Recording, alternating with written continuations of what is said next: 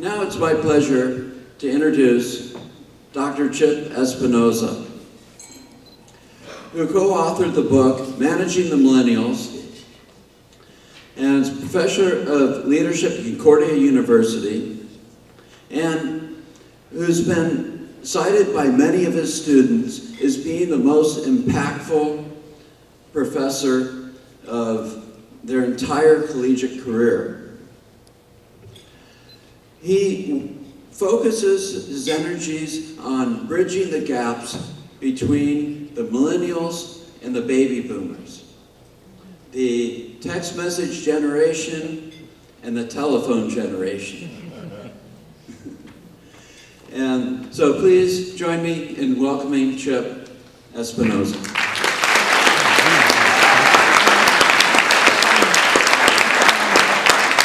Thank you, Gary, and Taylor, thank you for your word as well. Very inspirational. I'm glad I came this morning because I got something out of it. I'm excited to be here because I teach at a university, and I noticed a shift in students from the 90s to the 2000s, okay? And around 2002, all of a sudden, students would walk into my class. In the 90s, they'd walk in the class with their backpack, I'd give a syllabus, they'd take the syllabus, just put it in their backpack without looking at it, okay? Your generation walks in, you take the syllabus, you get a red pen, and you go through it line by line. Now, 10 to 12 page paper is 10 pages a C and 12 pages an A. Everything's negotiable today, right? And I love it. It doesn't bother me at all. It's just a difference. Another thing is, I could assign a reading. And students in the 90s, I'd walk in and I'd say, what did you like about this article? We'd have a little bit of a discussion. In the 2000s, if I said, what did you like about this article? You could hear a pin drop. But if I said, what did you not like about this article? Boy, we would talk for the rest of the morning. So the issue is, you love to problem solve. There are many things that you value. You want to find meaning in what you want to do. You want to have a participation in a saying about what you do. And I think that's all great. But what it's done is it's changed really the dynamics of work. And that's what I want to talk about. I've spent the last 5 years, 6 years working. First of all, I wanted to look because I saw, hey, this is a great generation. And yet I was reading stuff in the media and I was seeing things to say, boy, there's kind of this resistance to you. So I went out and I interviewed managers all across North America. And I looked for, what are the things, what are their perceptions of you? And then I talked to managers about, here's what they value. Here's how you can connect with millennials. So now my second book is called Millennials at Work. And so what you're going to see a little bit this morning is some of the research that I did. But first of all, like I said, I wrote Managing the Millennials. It was so funny because the first company that called me that said, we want you to come work for us was Microsoft. And so I went up to Redmond and they go, how scalable are you? And I said, well, in the mornings I can get as high as 5'5". That's about it. By the end of the day, I'm back to 5'5". So I went out and I got Red Tree, which is a training company to partner with me. Well, what is a millennial? First of all, you've read a lot of different terms of it. Millennials have been called Gen Y, 20-somethings, Generation Next, .nets, netizens. My favorite is global, probably, if I were to say that's what I really think they are, because you're most alike, your generation, around the world than any generation before you. And that's because of your experience. And I'm going to talk about that in a minute. Primarily the offspring of baby boomers. Ages range from about 12 to 30. How many of you in this room fit that category, 12 to 30? Good, we got the right target audience. Good thing they invited me. Most socially and diversely tolerant generation. If you walk into an organization and you don't see diversity, you think something's really wrong. Okay? Most educated and technologically savvy generation. Most educated doesn't mean that you're smarter than other generations. It means you have more and greater access to education. You can go to iTunes University and listen to some Stanford lectures. You just have access to education. Most sheltered and structured generation, constantly rewarded. That's what's written about you. What's funny in my research, it was based international, and it was with people who were been in their careers for 1 year. And I went to Shanghai, Mumbai, Chicago, New York, all over the place. And in my research, I listed that statement. I said, tell me how you feel about that as a younger worker. And so out of 650 interviews, 4 people disagreed with that statement. There's an incredible awareness that you know that you're fortunate. Research shows today that your relationships with your parents are far closer than generations before you. People in their 20s, believe it or not, talk to their parents once a day on average, 67%. 80% speak at least twice a week to their parents. Different than previous generations. My mom, she wanted me out at 17 and didn't want to talk to me till I had a job and a family and a grandkid. So anyway, what was interesting, what they took issue with in the statement, though, which was funny because they go, well, I'm not necessarily that way, but my friends are, I can see that. Or the one part of this, and in research, you're never supposed to ask a triple barrel question, but I did it because I wanted to find out if they did disagree with it, what would they disagree with? And they said that they don't believe that they're more sheltered than other generations because you have the access and you see things in real time. But anyway, I thought that was interesting. What was significant about it, it means that you're not defended about it, is that you have a self-awareness about you. And with self-awareness, we can make adaptations that can help us be successful. Teamwork has been emphasized throughout your lives. These are international figures. 1 in 6 comes from a single-parent home. It's 1 in 4 in the U.S. 3 in 5 have working mothers. In homes where there are 2 parents, children get more attention than previous generations. Moms are doing about the same, but dads are a lot more involved today in the raising. The great news about millennials that came out in the research, and all the managers said they're smart, great on teams, don't mind sharing rewards. Baby boomers are horrible at that. There's 100 books on building teams with baby boomers. None of them want to be on a team. They want to know who's leading, okay? That's all they care about. And they love to belong to organizations. That's why there's so many Costco's. Millennials are creative. They love to problem solve. They care about social responsibility. They bring a lot of energy to the workplace, and they want to contribute, even if uninvited, okay? You're so enthused about going into work that you really want to make a difference and bring meaning, and people look at you like, isn't there a rule that you have to be here 2 years before you talk? That kind of thing. Here's a Dilbert cartoon. We're out of time and we accomplish absolutely nothing thanks to your nonstop talking to the millennial here. When do I get my trophy for participating? Someone was raised with too much self-esteem. Watch me walk. Now, what's funny about this, and there are commercials and you see things because there are the way that we look and we look at generations and how we feel. I'm going to tell you what shapes that a little bit. One of the challenges that we have today in the workforce, and really in any organization, is this. You were the first generation that did not need an authority figure to access information. Matter of fact, an authority figure may be the last place you will go to find something out. That changes the dynamics of relationship to authority. Because what happens is when you go into the workforce and you don't go to your manager or your boss and ask questions, they think one of 2 things. That person's a know-it-all, or they think I'm an idiot. Okay? And so you don't have a felt need to go to authority. You'll look for it on the internet before you look anywhere else. And so it changes the dynamics of relationship. On the other side, your boss or manager, they're waiting for you to come to them. And they don't necessarily know how to reach out to you. Because when they were coming up through the system, they had to do all the grunt work. They had to follow their boss around and act like they liked them and laugh at their jokes and all that kind of stuff, just so they could have upward mobility. So what I looked at is this situation. If we have this disconnect in relationship between people that are older in the workforce and people who are younger, I think we're going to lose out on so much. It's not only your own individual career development, but on what we would call competitive advantage in organizations. Companies and organizations have spent hundreds of millions, trillions of dollars putting education in people. The only way that education gets transferred that's not written down is through relationship. So if you look at some of the people that you're going to be with today and some of the people in this room, they've spent years in a career. A lot of it's up here and it's not written down. And the only way, and what you want to do, you want to get that information, that knowledge from them. The only way to do it is through relationship. And so you have to build a relationship.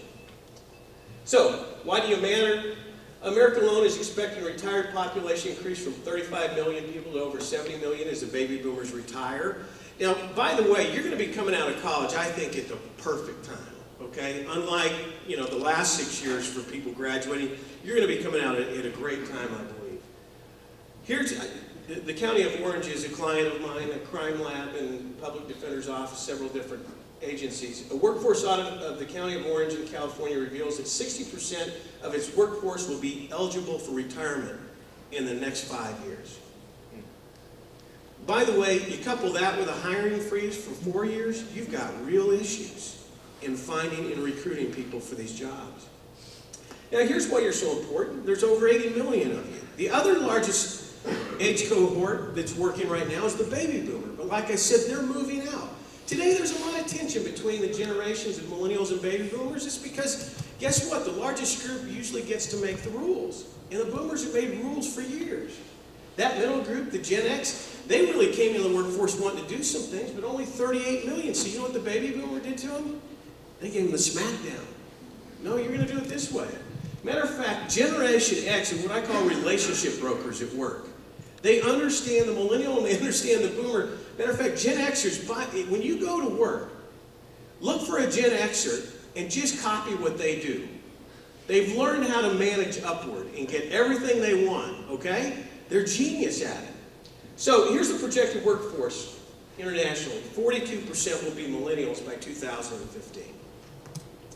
So what makes up a generation? Well, when we talk about this, we're saying people of a similar age, experiencing similar sociological conditions, socioeconomic conditions, technology, pop culture, socio-political events during their adolescence. That's what shapes kind of our worldview.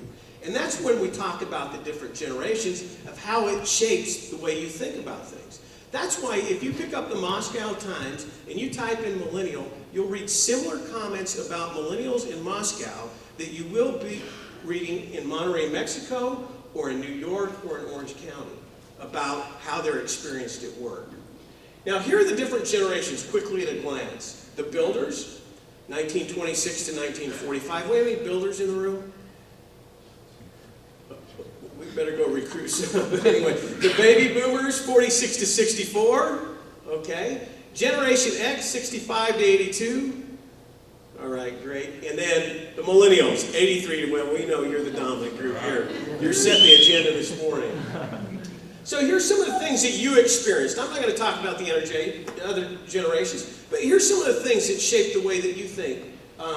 9/11 and terrorism, Columbine, cell phone, Facebook, iPod, email, going green. You wouldn't say the emphasis on safety, but there's a greater emphasis today on safety that impacts. A lot of people in this room, when we got up on Saturday morning, we got on our bike and we weren't expected home till dark and nobody worried about us. Matter of fact, our parents hoped we got lost. Today, we track your iPhone, we put an ankle bracelet on you, we line up satellites to, look down on you, that kind of stuff. So here's what's going to happen. Up to this point in your life, most everybody's been for you. School teachers, coaches, piano teachers, we're going to make you a success. Commit yourself to this. And then all of a sudden you graduate from college, you're all excited. And by the way, today, don't worry about what you're going to do for the rest of your life. Worry about what you're going to do first. Okay? Don't get stressed out about choosing a career for the rest of your life today. Think about what you want to do first. Studies show you're going to have 5 or 6 careers, 7 careers during your lifetime because of it, okay? And one of the things that I learned about your generation, you don't like to make decisions because you don't want to be wrong. Okay? Don't worry about that. Just go out, enjoy yourself, look, and think about what you want to do first. Here's the culture shock that we have, okay? It's everybody's been for you. All of a sudden you get to work, and guess what? It may be the first time you experience an adult authority figure that's not for you. Okay? They're for them. They're for themselves. They're for the company or whatever. And all of a sudden you're going, how are you going to help me be a success? And they're looking at you, you're here to work. Okay? One of the things I work with managers is to say, how can they, they want to be successful, they want to work hard, but here's how you relate to them. Well, what I want to do today is talk to you about how do you relate upward? What can you do to get the managers and leaders that you want? Now, here are the challenges that came out of the research. okay? When I did an interview of 650 millennials at work, and this is what they said. Number one, they were sad when they made the transition from college to work. And that sadness wasn't only about, staying up all night and eating pizza, hanging out, going to bonfires and that kind of stuff. It was about all of a sudden they were making a transition into an environment that they just didn't feel wanted in. And that's going to happen. You're going to have workers that are older that may not be for you. They may even create problems for you. I was working with a client one time. They had a betting pool to see who could run off the new hires the fastest. Okay? That stuff happens. And so here are the challenges that they experience. Now what I'm going to do is I'm going to talk about the challenge, and then I'm going to talk about the perceptions managers have of your generation in the workforce, and then what you can do to overcome it. You in? Yeah. All right, good. This is kind of like getting the other team's playbook, I mean, it's going to be great. So challenge number one, lack of experience. This was amazing. You're very aware that you lack experience. And matter of fact, if you're in here and you manage millennials, don't start with your own experience. Just try to start with theirs when you talk to them and build a relationship. But they know they lack experience, and it's frustrating. It's because it's the reason they don't get the job or promoted or get paid more or listened to, right? And so they know that. So, but that lack of experience, the reason they're frustrated with it is because they want more opportunities.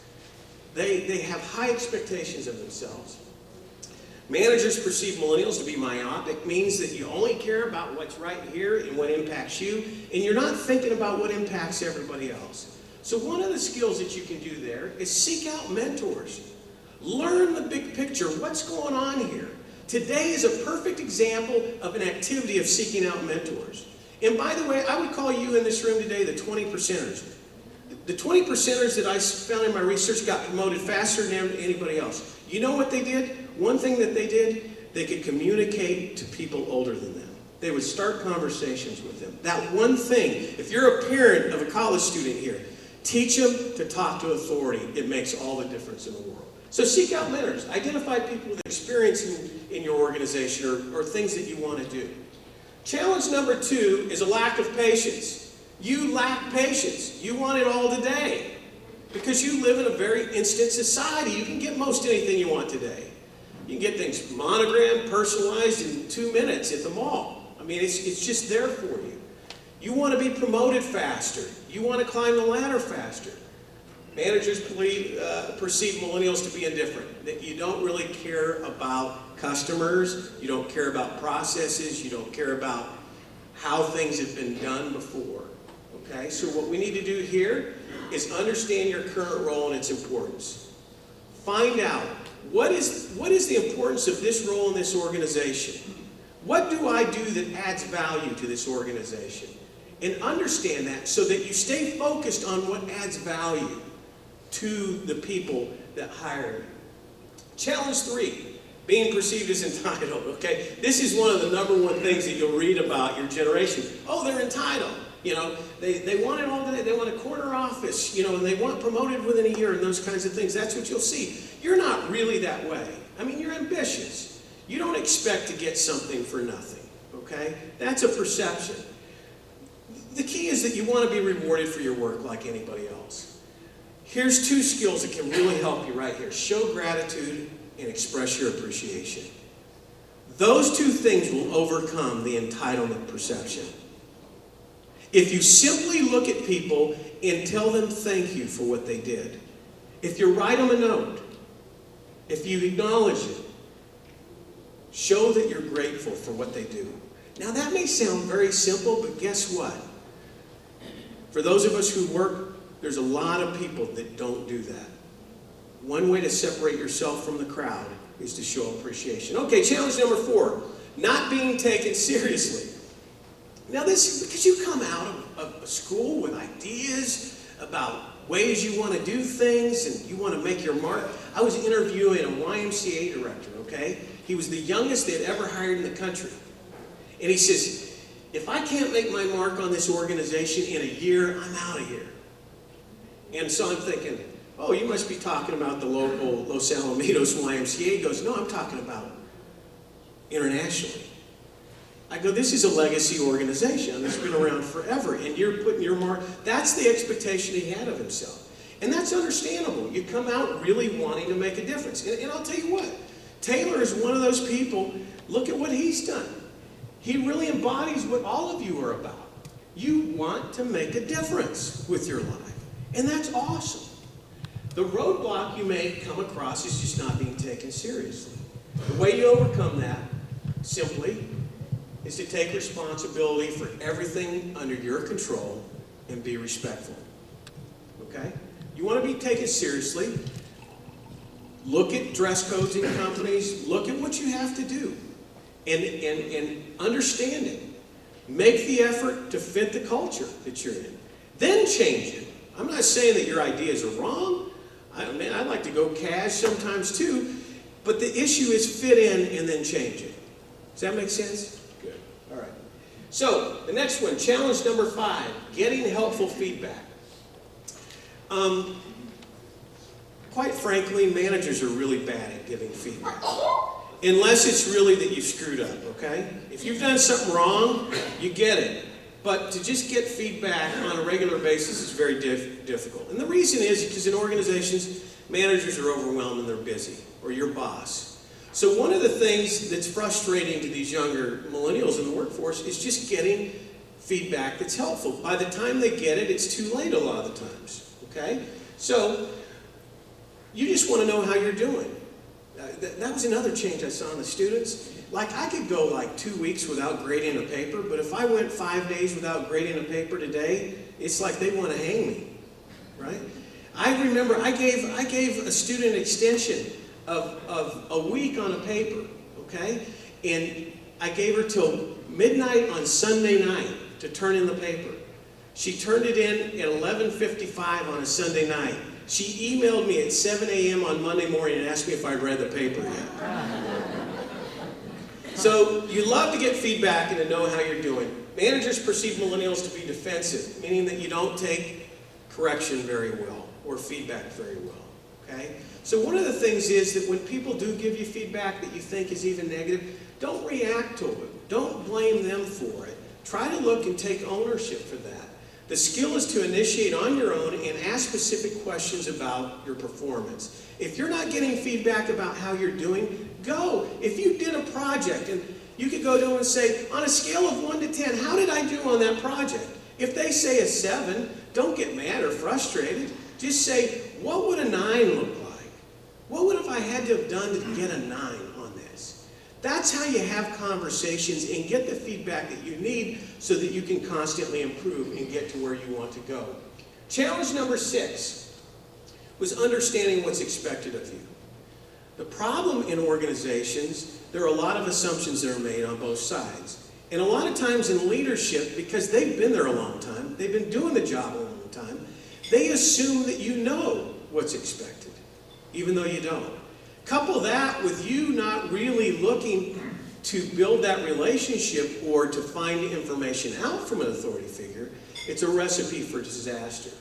So there's confusion about what's expected or a mismatch of expectations between millennials and managers. And what millennials want to know is what is expected of them. What do you want out of me? Managers perceive millennials to be unfocused, meaning that millennials do not give attention, particularly when communicating. Now this is where communication styles come in really, we're really different about the way we communicate. And that's going to be the next point. But in this case, ask what is expected of you. What does success look like? You want to be successful, ask, what does it look like? What will I have to do for you to be satisfied with my work? Challenge number 7, miscommunication with older workers. And this was fascinating to me because there is an understanding that you communicate differently than other generations. And so in this, difficulty when it comes to communicating with older workers, millennials differ in communication style from older generations due to technology. This is one place technology has really changed the workplace. What millennials want is to have a good relationship with older workers, and you truly do.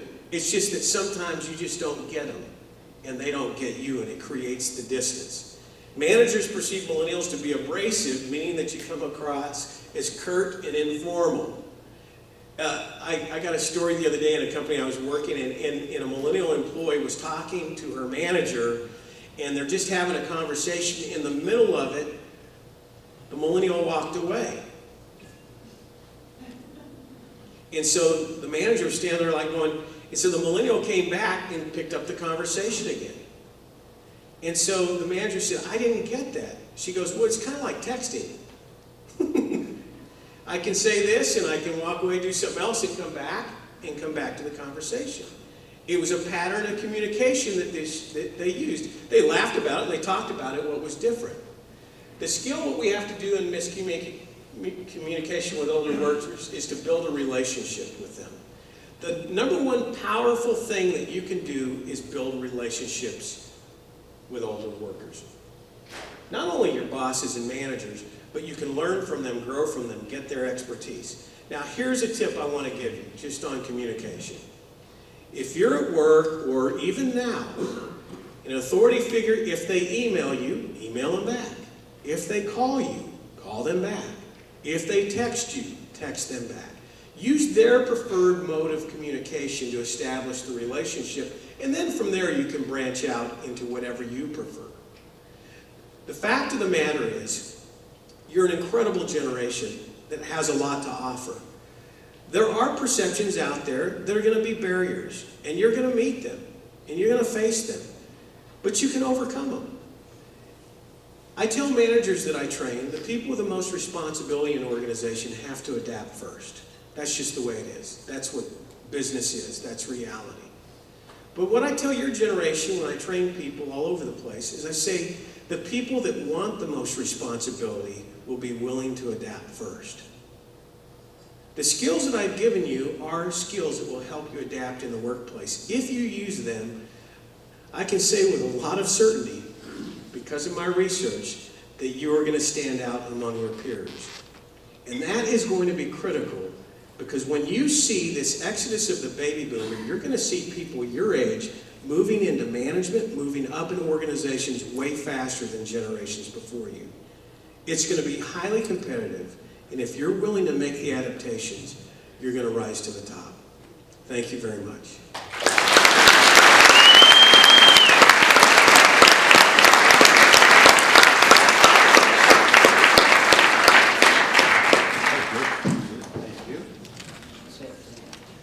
Thank you, Chip. Wonderful advice for millennials and baby boomers. So we appreciate it very much. Any questions? The advice is suspend, you ready? Everybody here? Suspend the bias of your own experience. Just because the way you did it, the way you came up, isn't the blueprint for everybody else.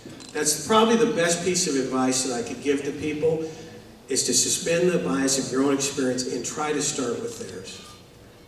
Yes? I'm curious about telecommuting, independent work, what you foresee for the future. Oh, absolutely. Matter of fact, a client of mine is Schneider Electric, and they were looking at buying a building they're out of France, and they're headquartered in Chicago, and they were looking at buying a new building in downtown Chicago, and realizing that in their employee surveys, most people wanted to work at home.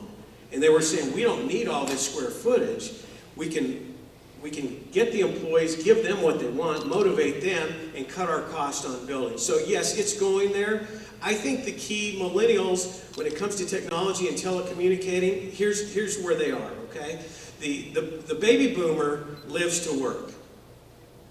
The Gen Xer, their concern was work-life balance. The millennial wants to blend work and life. They want to play at work and they want to work at play. And technology allows them to do that.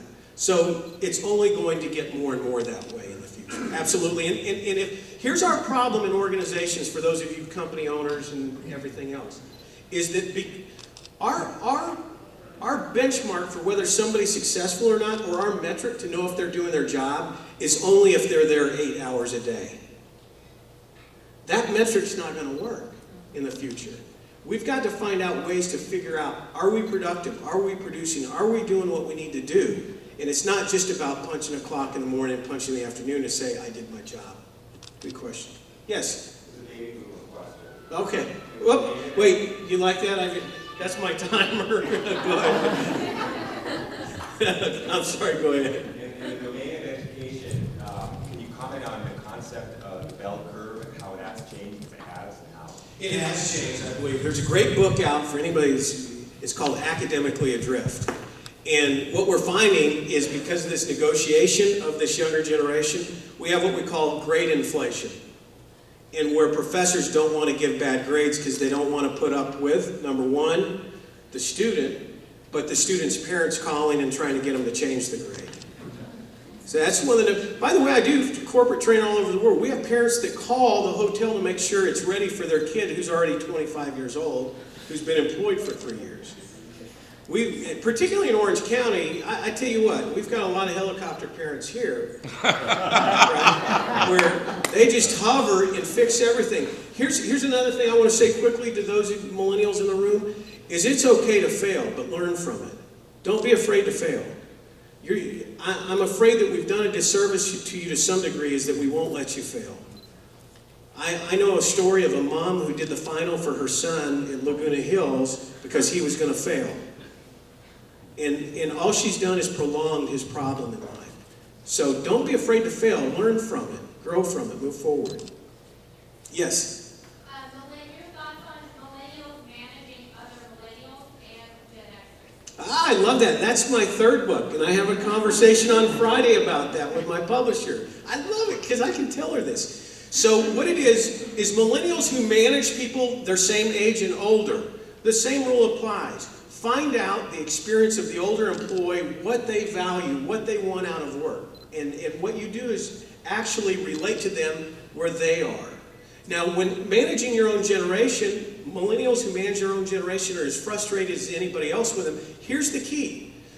Manage out of your own intuition, not out of what you think somebody else would do.